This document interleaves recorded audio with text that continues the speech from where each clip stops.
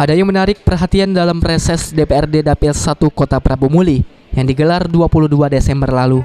Pasalnya seorang sekcam yang hadir malah menyampaikan usulan fasilitas mobil dinas dan tunjangan.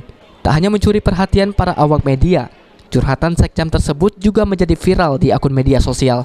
Dalam video berdurasi 25 detik, diketahui sekcam di Kecamatan Rambang Kapak Tengah menyampaikan keinginannya agar mendapatkan fasilitas mobil dinas beserta tunjangan.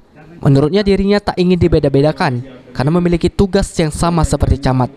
Menanggapi hal itu, Wali Kota Prabu Muli Ridho Yahya mengaku geram dan memalukan pemerintah kota selaku pihak eksekutif.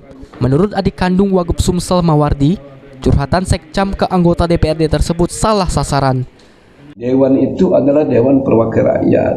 Beliau itu menyerap aspirasi masyarakat. Artinya yang didengar Dewan itu aspirasi keluhan masyarakat. Kalau sekcam, dia kan pegawai.